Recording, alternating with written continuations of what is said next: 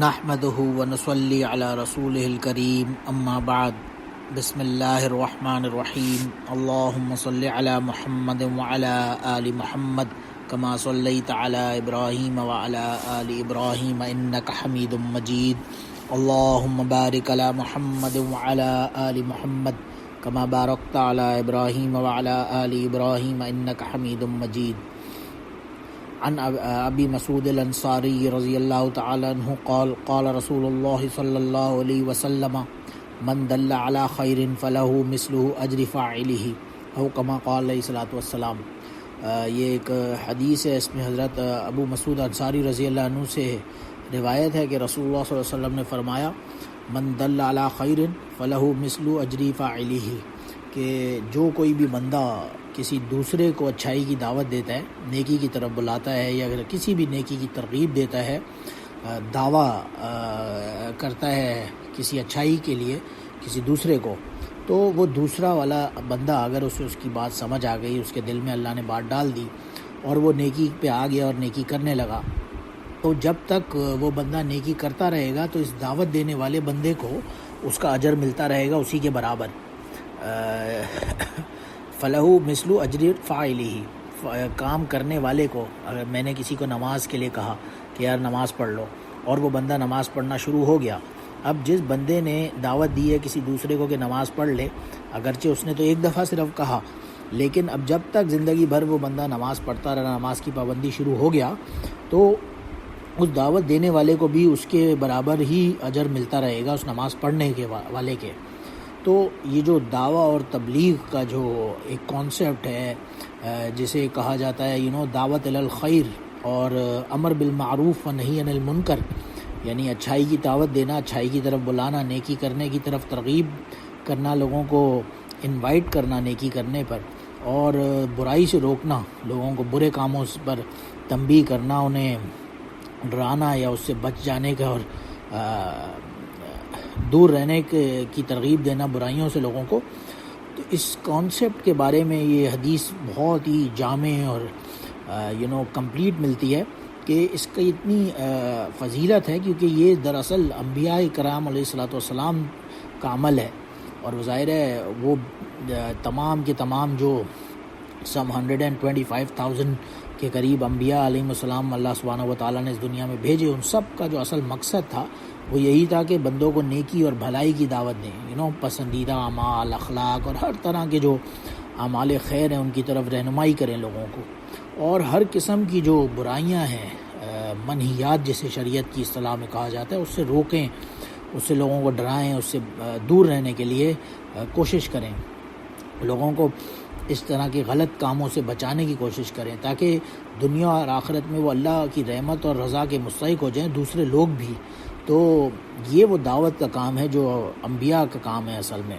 اور انبیاء علیہ الصلوۃ والسلام یہ اسی عمل کے لیے خاص طور سے اس دنیا میں بھیجے جاتے تھے۔ اب تمام کے تمام نبیوں کے بعد خاتم النبیین صلی اللہ علیہ وسلم جو محمد رسول اللہ صلی اللہ علیہ وسلم ہیں،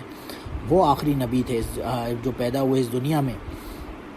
اس پر آ کر نبوت ختم ہو گئی۔ تو اب قیامت تک جو یہ پیغمبرانہ جو رسولوں کا کام ہے، جو نبیوں کا کام ہے، یہ اس کی ذمہ داری ان خاتم الانبیاء محمد رسول اللہ صلی اللہ علیہ وسلم کی جو امت ہے اس پر آ گئی، کہ اب جب تک قیامت رہے گی اس دنیا میں کوئی نہ کوئی دعوت دینے والے لوگ جو نبی کے امتی کہلاتے ہیں وہ ہوں گے، ان پر یہ ذمہ داری ہوگی۔ اور اسی لیے سورہ آل عمران میں آتا ہے وَلَا تَكُن مِّنكُمْ أُمَّةٌ يَدْعُونَ إِلَى الْخَيْرِ وَيَأْمُرُونَ بِالْمَعْرُوفِ وَيَنْهَوْنَ عَنِ الْمُنكَرِ وَأُولَٰئِكَ هُمُ الْمُفْلِحُونَ، کہ تم میں سے ایک تو تمہاری امت میں سے کچھ لوگ تو ایسے ہونے چاہیے جو لوگوں کو یدعون الی الخیر، خیر کی طرف بلائیں، وہ اور امر بالمعروف کریں، اور ینہون عن المنکر، اور برائیوں سے روکیں۔ یہ وہ لوگ ہوں گے جو اولئک هم المفلحون، یہ فلاح پانے والے ہوں گے، یہ these are the people who would be successful, جو لوگوں کو دعوت و تبلیغ کرتے ہیں، لوگوں کو نیکی کی طرف بلاتے ہیں، برائیوں سے روکتے ہیں۔ اسی لیے سورہ آل عمران میں ہی دوسری ایک آیت میں آتا ہے کنتم خیر امۃ اخرجت للناس تأمرون بالمعروف وتنہون عن المنکر وتؤمنون باللہ، کہ تم خیر امت، تمام امتوں میں سے سب سے بہترین امت ہو تم، تو جو امت محمدی کی بات چل رہی ہے کہ تم تو سب سے بہترین امت ہو، اس لیے کیونکہ اخرجت للناس تأمرون بالمعروف وتنہون عن المنکر وتؤمنون باللہ. تم کیوں ہو بہترین امت؟ اس لیے کیونکہ تمہارا کام ہے تأمرون بالمعروف، لوگوں کو اچھائی کی طرف بلاتے ہو، امر بالمعروف کرتے ہو، اور وتنہون عن المنکر، اور برائیوں سے روکتے ہو لوگوں کو، اور پھر تؤمنون باللہ، اللہ پر ایمان رکھتے ہو. تو یہ ظاہر ہے ایک تو اس میں ایک علمی سی بات ایسی ہے کہ فرمایا کنتم خیر امت، کہ تم بہترین امت ہو. لیکن اس میں علماء نے لکھا ہے کہ بعض اوقات یہ کیونکہ ایک ماضی کا پاسٹ ٹینس کا صیغہ یہاں پہ استعمال ہو رہا ہے، تو اس سے کچھ ایسا بھی معاملہ سمجھ میں آتا ہے غالباً کہ وہ بہترین امت تھی، یعنی اتنی عظیم امت تھی. تمہارا کام کیا تھا؟ تمہارا کام تو امر بالمعروف تھا اور نہی عن المنکر تھا. تم لوگوں کو دعوت دیتے تھے، لوگوں کو اچھائی کی طرف بلاتے تھے اور برائی سے روکتے تھے. تو ایک ہنٹ ہے، ایک میسج ہے اللہ سبحانہ و تعالیٰ کی طرف سے، یہ کام تم لوگ اس سے دور ہوتے جاؤ گے. تم لوگوں کو اس میں شرم آنی شروع ہو جائے گی کہ کسی کو اچھائی کی طرف کیسے بلا لیا جائے، کسی کو اسلام کی طرف، نماز کے لیے بلانا، روزہ زکوٰۃ کی ترغیب کرنا، لوگوں کو دعوت و تبلیغ، اللہ کے راستے میں اللہ کا پیغام پہنچانے کے لیے نکلنا، اس میں شرم محسوس ہونی شروع ہو جائے گی تم لوگوں کو، خدا نخواستہ شاید یہی وجہ ہے. لیکن بہرحال نبوت کا جو سلسلہ ختم ہو گیا تو اس کے بعد یہ پیغمبرانہ کام جو ہے، یہ اس کی ذمہ داری بہرحال پوری کی پوری ذمہ داری ہمیشہ کے لیے امت محمدیہ صلی اللہ علیہ وسلم پر عائد ہو گئی ہے. اور اسی کی وجہ سے ہمیں بار بار ان روایات میں بھی اس کی ترغیب ملتی ہے کہ ہمیں ایسا کرنا چاہیے. اور ظاہر ہے پھر اسی لیے اس کی فضائل بھی بہت زیادہ ہیں. جس نے ایسا کیا، لوگ کسی کو نیکی کی طرف بلایا اور وہ بندہ اس نیکی پر آ گیا تو اس کو اسی کے برابر اجر ملے گا. اور اس کی ایک دوسری روایت میں تو باقاعدہ یہاں تک کے الفاظ آتے ہیں مسلم شریف کی، لا ينقص ذلك من اجورهم شیئا، کہ دوسرے والے کے اجر میں بھی کوئی کمی، کبھی کوتاہی بھی نہیں ہوگی.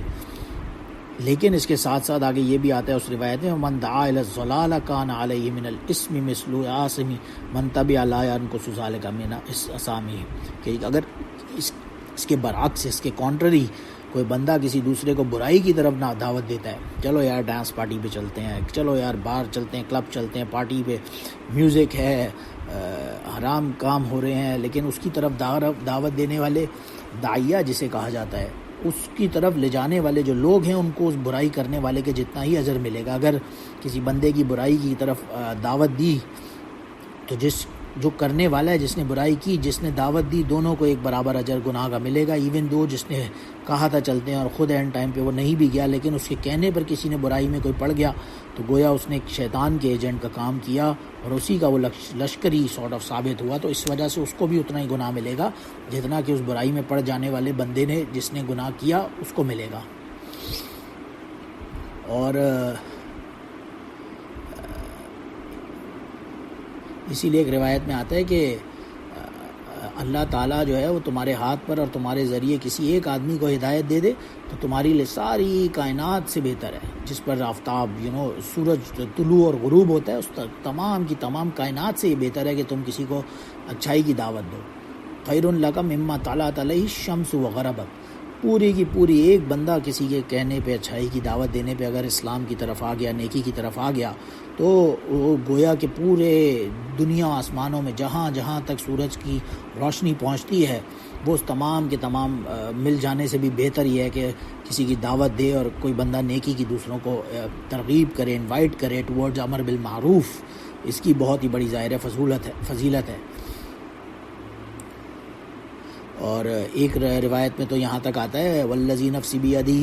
لتأمرن بالمعروف ولتنہون عن المنکر او لیوشکن اللہ ان یبعث علیکم عذابا من عندی ثم لتدعنہ ولا یستجاب لکم، کہ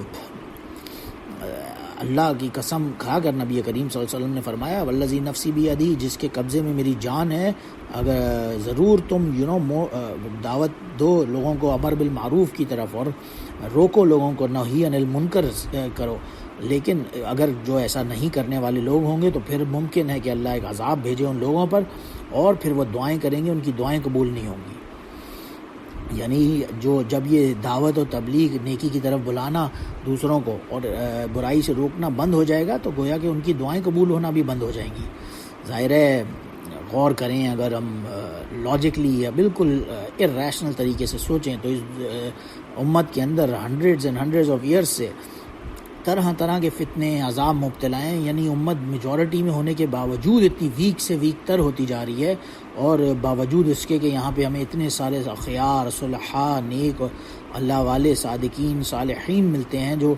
دعائیں کرتے رہتے ہیں دن رات، لیکن ان کی دعاؤں اور التجاؤں کے باوجود یہ عذاب یا فتنے جو اس امت پر نازل ہو رہے ہیں یہ ختم ہونے کا نام ہی نہیں لیتے، کیونکہ گویا کہ ان کی ایک طرح سے جیسے دعائیں ہی قبول نہیں ہو پا رہی کسی کی۔ اس کی وجہ غالباً یہی بنتی ہے کہ لوگوں نے دوسروں کو نیکی کی طرف بلانا اور برائی سے روکنا بند کر دیا ہے۔ آج کوئی بندہ بہت نیک بھی ہے تو بس یہی ہے کہ میں نمازی ہوں، میں روزے دار ہوں، میں حج اپنے اینڈ تک تو کرتا رہوں، لیکن دوسرے کو بولتے ہوئے گویا کہ ایک شرم محسوس ہوتی ہے، ایک جھجک محسوس ہوتی ہے، اس میں بندہ اپنی ایک امبیرسمنٹ سمجھتا ہے۔ اسی وجہ سے یہ عذاب اللہ کا ایک سارٹ آف ہم پر مبتلا غالباً اس امت پر ہو چکا ہے۔ غالباً وہی کیا ہے کہ دعائیں قبول نہیں ہوں گی، اور وہی سلسلہ کچھ اسی طرح سے نظر آتا ہوا معلوم ہوتا ہے۔ اور ابو بکر صدیق رضی اللہ عنہ ایک مرتبہ یہ سورہ مائدہ کی آیت نمبر 125 تلاوت کرتے ہوئے فرمانے لگے، یا ایھا الذین آمنوا علیکم انفسکم لا یضرکم من ضل اذا اہتدیتم۔ یہ سورہ مائدہ کی آیت تلاوت کرتے ہوئے فرمایا کہ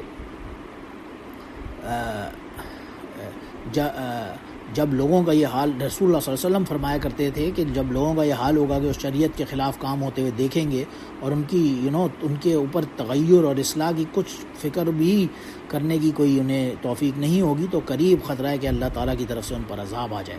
یعنی لوگ دیکھ رہے ہیں ہمارے سامنے برائی ہو رہی ہے، کھلا گناہ ہو رہے ہیں، لیکن کوئی بندہ ہے اس کے بالوں پر، کانوں پر جوں تک نہیں رینگتی جسے کہا جاتا ہے۔ دیکھ رہے ہیں کہ لوگ خلاف شریعت کام کر رہے ہیں، اور باوجود اس کے کہ ان کے سامنے کھلا اللہ کی شریعت کی احکامات کو توڑا جا رہا ہے، لیکن ان کے کانوں پر جو تک نہیں رہ گئی، اور وہ کوئی اس کی اصلاح کی فکر بھی نہیں کر رہے، تو پھر اٹ از ویری نیئر کہ اللہ کی طرف سے ان پر ایک عذاب آئے گا جو ان سب کو اپنی لپیٹ میں لے لے گا۔ ایک دوسری روایت میں آتا ہے، من رأى منکم منکرا فلیغیر بیدیہ، کہ جو کوئی برائی ہوتے ہوئے دیکھے تو اس پر لازم ہے کہ اسے اپنے ہاتھ سے روکے۔ فإن لم يستطع فبلسانہ، اگر ہاتھ سے روکنے کی استطاعت نہیں ہے، اتنی طاقت پاورفل نہیں ہے اتنا کوئی بندہ، تو ایٹ لیسٹ اپنی زبان سے اس کو برا تو بولے، اور اگر فإن لم يستطع فبقلبہ، اور اگر اتنا بھی نہیں ہوتا اس سے کہ بولنے میں بھی خطرہ محسوس ہوتا ہے کہ میجورٹی ہی آوے کا آوا ہی بگڑا ہوا ہے، تو پھر کم سے کم ایسی چیزوں کو، برائی کو کم سے کم اپنے دل میں برا ضرور سمجھے۔ وذالک اضعف الایمان، کہ یہ ایمان کا گویا سب سے ہلکا ترین درجہ ہے۔ تو ایٹ لیسٹ اگر بندہ کم سے کم اپنے دل میں ہی برا سمجھتا رہے برائی کو، تو ایٹ لیسٹ وہ ایمان کے نچلے درجے پر ہی صحیح، لیکن کم سے کم کسی فارم میں ایمان پر ضرور رہے گا۔ کیونکہ ایسا بھی نہیں ہوتا، اگر اتنے لیول پہ بھی کوئی بندہ نہیں ہے، وہ دیکھ رہا ہے کہ روایت میں آتا ہے جریر بن عبداللہ رضی اللہ عنہ کی، کہ رسول اللہ صلی اللہ علیہ وسلم نے فرمایا کرتے تھے، ما من رجل یکون فی قوم یعمل فیہم بالمعاصی یقدرون علی ان یغیروا علیہ ولا یغیرون الا اصابهم اللہ بعقاب قبل ان یموتوا، کہ اگر کوئی بندہ دیکھ رہا ہے اس کے سامنے کوئی برائی ہو رہی ہے، گناہ ہو رہے ہیں، اور وہ انہیں روکنے کی کوئی فکر بھی نہیں کرتا، اگرچہ وہ کر بھی سکتا ہو کچھ نہ کچھ عمل اپنے طور پہ، لیکن اس کے اوپر پرواہ وہ نہیں کرتا، تو قریب ہے کہ اللہ اس پر اس کی موت سے پہلے ہی عذاب بھیج دے گا۔ اور ایک روایت میں یہ بھی آتا ہے، اللہ سبحانہ و تعالیٰ نے جبرائیل علیہ الصلوۃ والسلام کو ایک بستی کی طرف بھیجا کہ اس سے الٹا قضا و قضا باہلیہ، اس کے رہنے والے ریزیڈنٹس کے سمیت پورا بستی کو اٹھا کے الٹ دو۔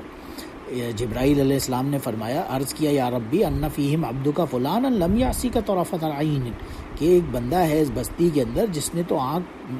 پل جھپکنے کے برابر بھی کبھی آپ کی نافرمانی نہیں کی،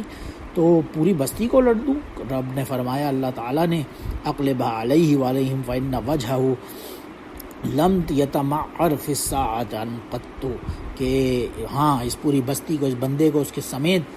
الٹ دو، بالکل پورا عذاب دے دو اس کو، کیونکہ اس بندہ، اس کے سامنے یہ برائیاں اس بستی میں چلتی تھی جن کی وجہ سے اس بستی پر عذاب آیا ہے، اور یہ بندہ جو تھا اس کا چہرہ کبھی ایک ساعہ کے برابر بھی میری وجہ سے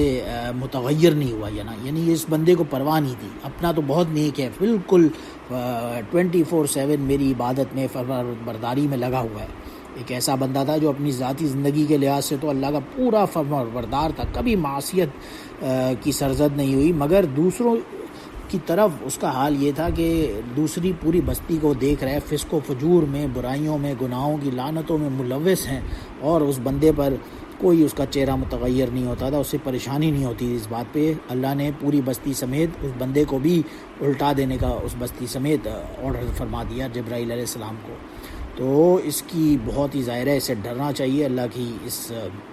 روایت سے ہمیں اللہ کے جو عذاب کی روایت ہے جس میں اللہ کا عذاب نازل ہونے کے بارے میں فرمایا نبی کریم صلی اللہ علیہ وسلم نے, تو اس میں تو بظاہر ایسے لگا کہ ایک بندہ ہے وہ خود تو بہت نیک ہے, لیکن وہ کیونکہ دوسروں کو نہیں دعوت و تبلیغ کر رہا, دوسروں کی فکر نہیں کر رہا, تو اس کے اوپر بھی عذاب آ گیا اسی طرح. تو بہرحال اس سے بہت ہی ڈرنا چاہیے, کیونکہ ایک دوسری روایت میں یہ بھی آتا ہے حضرت عرس بن عمیرہ رضی اللہ عنہ کی کہ ایک سرزمین میں کہیں پہ جہاں پہ گناہ وغیرہ ہو رہے ہوں, اور جب جو لوگ وہاں موجود ہیں اگر وہ اس گناہ سے ناراض ہوں, اس پہ ایٹ لیسٹ اپنی ایک ریزینٹمنٹ شو کر رہے ہوں, تو اللہ سبحانہ و تعالیٰ کے نزدیک ان کی کوئی معافی بھی ہے, اور he will let go of them. مگر وہ لوگ جو اس بستی میں موجود ہی نہ ہوں لیکن وہ اس گناہوں پر اگری کر رہے ہیں, ان گناہوں پر انہیں کوئی فکر نہ ہو, ان کو کوئی شرم نہ ہو, تو وہ بھی گویا ایون دو وہ فزیکلی ایگزسٹ بھی نہیں کر رہے ہوں اس بستی میں, صرف ان کی ایک آئیڈیالوجیکل سملیرٹی کی وجہ سے ان کے اوپر بھی اللہ نے عذاب نازل فرما دے گا. تو یہ بندہ تو اس بستی میں موجود تھا اور لوگوں کو نہ روکنے پر لگا ہوا تھا, یا اپنی تو خیر بہرحال نیکی کر رہا ہوگا اور اللہ اس کو غالباً آخرت میں معاف بھی فرما دیں گے. لیکن دنیا کے قانون کے اعتبار سے اللہ نے جو دعوت و تبلیغ کا مرتبہ رکھا ہے, اچھائی کی طرف بلانے کا, یعنی امر بالمعروف اور نہی عن المنکر کا جو ایک اسٹیچر ہے, ایک اسٹیٹس ہے اللہ کے نزدیک, اس کی امپورٹنس بتانے کے لیے یہ حدیث میں آیا کہ اس کے بغیر تو کوئی انسان کی سکسیس کا کوئی چارہ ہی نہیں ہے گویا. تو ایٹ لیسٹ کچھ بھی کرے, روک سکے تو روکے برائی کو, لیکن اگر نہ بھی روک سکے ایٹ لیسٹ اپنے دل میں اسے برا اتنا ضرور سمجھے کہ کل کو قیامت کے دن اللہ کو سامنے وہ یہ بات کہہ سکے یا عرض کر سکے کہ یا اللہ میں نے ایٹ لیسٹ اس برائی کو اچھا نہیں سمجھا, اسے برا ہی سمجھا.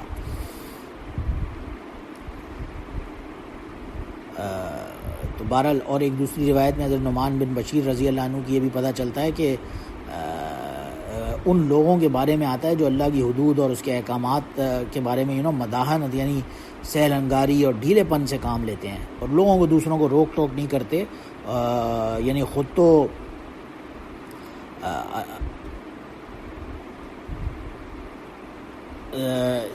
یعنی خود نیک ہیں بھی یا نہیں ہیں, لیکن دوسروں کو جو لوگ روکتے نہیں ہیں ایسی برائیوں سے, ان کے بارے میں ایک مثال پیش کی اس روایت میں کہ مثال کے طور پہ دیر از اے بوٹ, ایک کشتی ہے, اور اس روایت میں اس کشتی کی مثال دی, اس میں کچھ لوگوں نے آپس میں کرا ڈالا, قراندازی کی یا کوائن فلپ کیا یا سم تھنگ لائک دیٹ, اور پھر چوز کیا کہ اوکے ون ول سٹ آن اوپر والی فلور پہ اور کچھ لوگ نیچے والی فلور پہ بیٹھ گئے. اب بیٹھنے کے بعد میں نیچے والی فلور کا بندہ جو تھا, ایک کوئی اوپر جاتا ہے اور وہ اوپر سے پانی نکالنے کی کوشش کرتا ہے بوٹ کے باہر سے, اور اس کے اوپر کے لوگ جو ہیں انہیں تھوڑی تکلیف ہوتی ہے, وہ اس پہ اظہار کرتے ہیں ہمیں تکلیف دے رہے ہو, تو وہ جاتا ہے نیچے دوبارہ اور کشتی میں کھڈا کھودنا شروع کر دیتا ہے, ایک سوراخ کرنا شروع کر دیتا ہے کہ میں نیچے سے پانی نکالوں گا. اب اوپر والوں کو فکر آتی ہے بھائی جان کیا کر رہے ہو, اگر بوٹ میں سوراخ کرو گے اس طرح تو پانی اندر آنا شروع ہو جائے گا, پوری بوٹ ڈوب جائے گی. اب اگر وہ لوگ اس کو بیوقوف کو نیچے سے کھڈا وہ کھود رہا ہے, بوٹ کے اندر سوراخ کر رہا ہے, ہول کر رہا ہے, جو کہ فزکس کے لاز کے مطابق بھی بوٹ کے لیے سروائیو کرنا ہی, سسٹین کرنا ہی پاسبل نہیں رہے گا اگر ایک سوراخ ہو گیا اس میں سینٹر میں. تو اگر یہ لوگ اوپر سے آتے ہیں اور اس کو روکتے ہیں تو گویا وہ اس کو برائی کرنے سے, غلط کام کرنے سے روک رہے ہیں, اور اگر وہ نہیں روکتے تو گویا کہ وہ خود ہی اپنے آپ کو ہلاکت میں ڈال رہے ہیں, کیونکہ الٹیمیٹلی اس کا رزلٹ یہی نکلے گا اس برائی سے نہ روکنے پر کہ پانی اندر آنا شروع ہو جائے گا بوٹ کے, اور وہ سب کے سب ہلاک ہو جائیں گے. تو اس مثال سے اللہ کے نبی کریم صلی اللہ علیہ وسلم نے ہمیں یہ بات سمجھانے کی کوشش کی کہ برائی سے روکنا گویا ایسے ہے کہ گویا انسان اپنے آپ کو ہی عذاب سے بچا رہا ہے. ظاہر ہے کیونکہ سورہ انفال کے اندر آتا ہے وَاتَّقُوا فِتْنَةً لَا تُصِيبَنَّ الَّذِينَ ظَلَمُوا مِنْكُمْ خَاصَّةً وَاعْلَمُوا أَنَّ اللَّهَ شَدِيدُ الْعِقَابِ، کہ اللہ کا جو عذاب ہوگا وہ خاص صرف کسی سلیکٹڈ لوگوں پر ہی نہیں آئے گا، بلکہ جو دوسرے لوگ بھی اس کی لپیٹ میں آئیں گے وہ لوگ ہوں گے غالباً جو اس برائی کو ہوتے ہوئے دیکھتے رہے اور اس پہ آنکھ بند کر کے گویا بالکل بیٹھ گئے، وہ بھی اس میں اسی طرح کی رسپانسبلٹی ان کے اوپر بھی عائد ہو جائے گی۔ تو بہرحال کسی نہ کسی فارم میں اس دنیا میں رہنے میں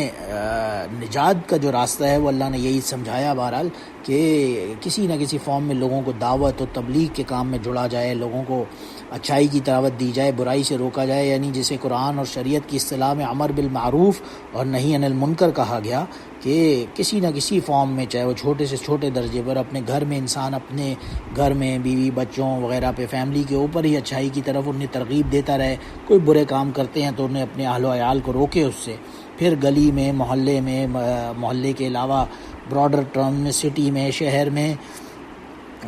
پھر اپنے ملک میں، پوری دنیا میں نکلے اور اللہ کا پیغام پہنچائے اور لوگوں کوشش کرے لوگوں کو اچھائی کی طرف دعوت دے اور برائی کی طرف سے روکے۔ گویا وجہ اس کی ظاہر یہی ہے کہ اس کے اتنے اپنے فضائل تو اپنی جگہ، لیکن اس کے نہ کرنے پر ایک خدا نہ خواستہ انسان اپنی بربادی کی طرف جاتا ہے، اپنے آپ کو عذاب کی طرف دھکیل رہا ہوتا ہے۔ خدا نہ خواستہ اللہ ہمیں محفوظ فرمائے، اللہم احفظنا منہم، ایسا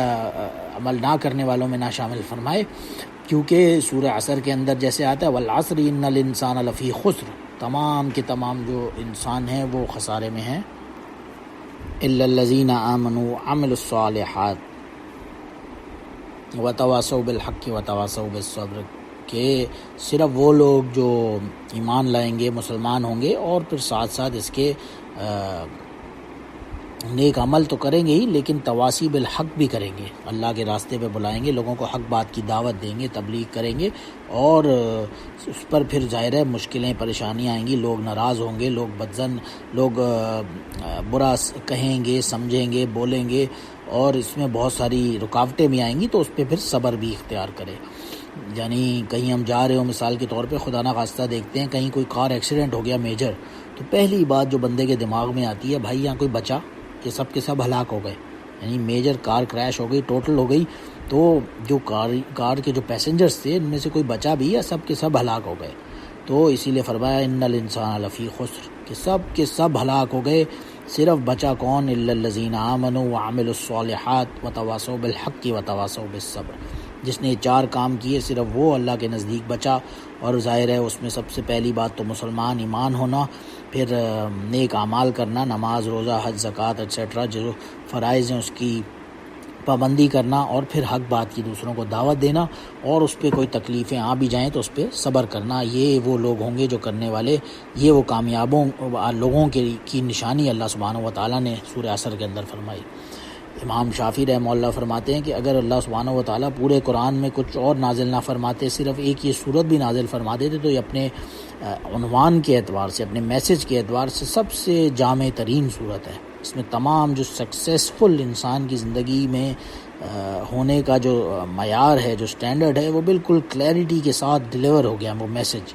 وہ کیا ہے؟ الا الذین آمنوا وعملوا الصالحات وتواصوا بالحق وتواصوا بالصبر۔ تو بہرحال یہ جو دعوت اور تبلیغ کا کانسیپٹ ہے، لوگوں کو اچھائی کی طرف بلانے کا، برائی سے روکنے کا، یہ گویا کہ بیک بون آف ہماری ایمان ہے، بیک بون آف اور شریعت ہے، ہماری جو پوری احکامات ہیں شریعت کی، ان کا جو کوئی کور مغز ہے، جو نیوکلیس ہے، جو اس کا تمام کے تمام احکامات کا شریعت کے، وہ یہی ہے کہ انسان ان سب کو کرنے کے بعد الٹیمیٹلی پھر دعوت و تبلیغ ضرور کرے، لوگوں کو، دوسروں کو اچھائی کی طرف بلائے، چاہے وہ چھوٹے سے چھوٹے لیول پر ہو یا بڑے سے بڑے لیول پر ہو، لیکن کسی نہ کسی فارم میں اس کی فکر رکھے، لوگوں کو نیکی کی طرف بلانے کی فکر اپنے دل میں رکھے، اور لوگوں کو برائی سے روکنے کی ٹینشن لے کے اور پریشانی لے کے اپنے اوپر حاوی رکھے، اور لوگوں کو کسی طرح سے برائیوں سے روکنے پر اس کا دل کرتا ہو، تو وہی بندہ اصل میں کامیاب ہوگا۔ اللہ سبحانہ و تعالی ہمیں سب کو امر بالمعروف و نہی عن المنکر کی توفیق عطا فرمائے۔ وآخر دعوانا ان الحمد للہ رب العالمین۔ سبحان ربک رب العزت عما یصفون وسلام علی المرسلین والحمد للہ رب العالمین۔